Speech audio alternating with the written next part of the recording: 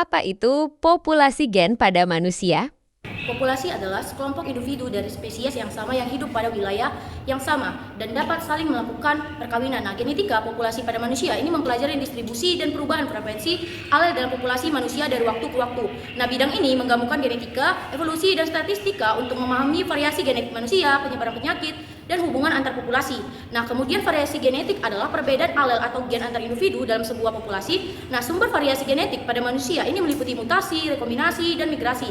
Variasi ini membuat manusia memiliki perbedaan fisik, fisiologis, dan kerentanan terhadap penyakit. Nah, berdasarkan hukum Galton yang menekankan variasi kontinu, yaitu sifat yang diukur dalam skala kuantitatif seperti tinggi badan dan juga warna kulit. Selanjutnya, yaitu perhitungan frekuensi alel. Frekuensi alel dapat dihitung melalui yang pertama, frekuensi genotip. Contohnya, A besar, A besar, A besar, A kecil, dan A kecil, A kecil. Lalu yang kedua, fenotip resesif untuk menghitung karir.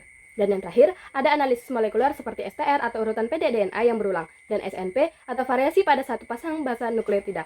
Perhitungan frekuensi alel membantu memahami bagaimana gen tertentu menyebar dalam populasi manusia. Selanjutnya, hukum Hardy-Weinberg. Hukum Hardy-Weinberg menyatakan bahwa frekuensi alel dan genotip dalam populasi akan tetap konstan dari generasi ke generasi jika tidak ada evolusi yang terjadi. Syaratnya, populasi besar, tidak ada mutasi, tidak ada migrasi, tidak ada seleksi, dan perkawinan acak. Heterozygositas atau 2PQ dapat dihitung untuk mengetahui keragaman genetik dalam populasi manusia.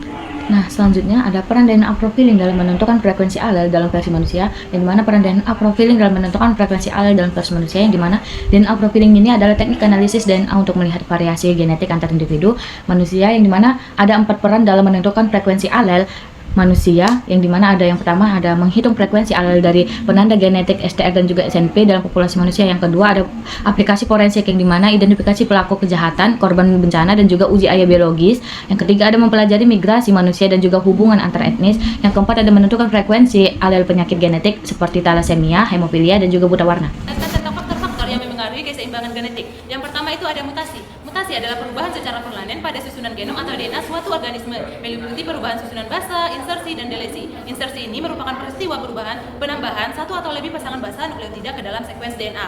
Contohnya adalah penyakit cystic fibrosis pada manusia yang disebabkan oleh delesi 3 nukleotida pada gen CFTR yang menyebabkan hilangnya satu asam amino fenilanin. Yang kedua ada seleksi alam. Seleksi alam mengubah frekuensi alel sehingga individu dengan sifat adaptif memiliki peluang lebih besar untuk bertahan hidup dan bereproduksi. Jenis seleksi alam ini ada beberapa. Yang pertama ada seleksi direksional, yaitu memilih fenotip di salah satu ujung sehingga menggeser rata-rata populasi. Yang kedua ada seleksi disruptif, yaitu terjadi saat organisme di kedua ujung spektrum fenotip memiliki fitness yang lebih besar dibandingkan dengan organisme dengan fenotip rata-rata, sehingga menyebabkan populasi terbelah menjadi 2 subpopulasi yang berbeda, di mana setiap subpopulasi memiliki perbedaan fenotip yang ekstrim. Yang ketiga ada stabilizing, yaitu memilih fenotip rata-rata sehingga menghilangkan variasi ekstrim.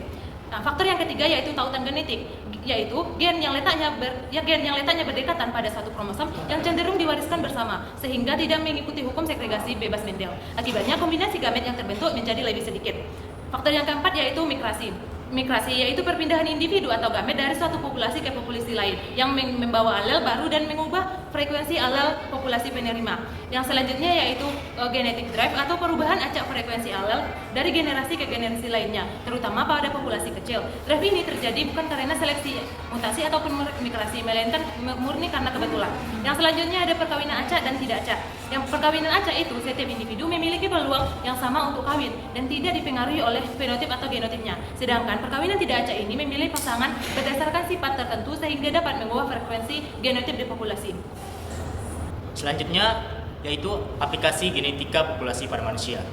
Genetika populasi memiliki banyak aplikasi penting pada manusia. Di antaranya, yang pertama ada studi penyakit genetik, yaitu menentukan frekuensi, karier, dan risiko penyakit. Contohnya thalassemia dan hemofilia. Yang selanjutnya aplikasi dalam forensik, yaitu identifikasi korban, paternitas, dan analisis kriminal.